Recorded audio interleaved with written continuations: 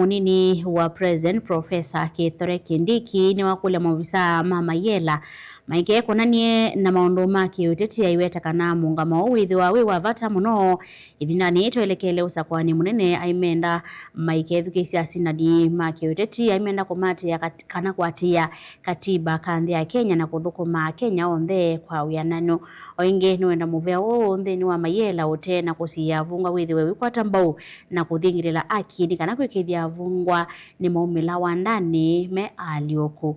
Titus Makauni mwandiki wito.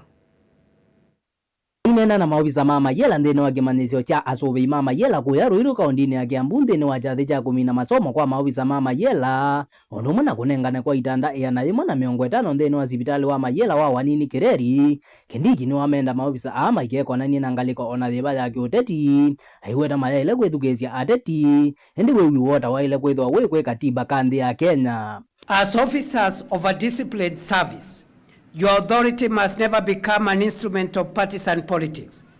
This responsibility becomes even more important as our country approaches the next general election. Your loyalty does not belong to any candidate, party, or political interest. Your loyalty belongs to the Constitution, the Republic, and the people of Kenya. Political competition must never become a contest against peace. Our security institutions must protect the constitutional space within which Kenyans exercise their democratic rights while remaining firmly above partisan politics. Wengi Kindiki ni waweta maobisa aani wekwatio munene nthini wa kwikithia akine yatewa aimenda kwikithia ni matethesia abunga kwalioka ni kana ibindane ya kumina chobo choma umile wandani me alioku. The Kenya Prison Service is not an institution at the margins of our national security architecture. It stands at its center. You do not merely keep offenders in custody.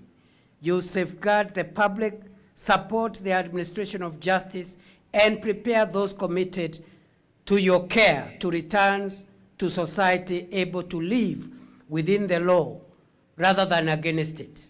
Nindino neni wake bala waweta Kenya yao nitaikwenda mibea na utuika aiweta mubea wa mayela ni wapata na utahukwithwa ukikwatwa ona itino wa molo wa mwaka wa 2030 ndino wa mesingi dhaguo.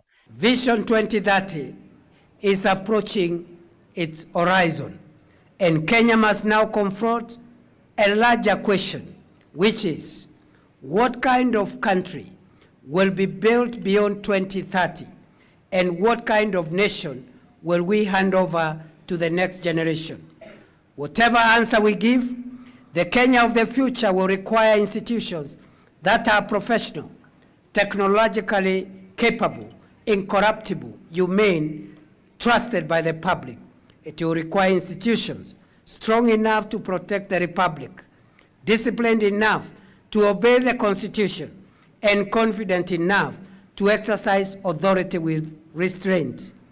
The Kenya Prison Service has a firm place in that future, not at its margins, but among its foundations.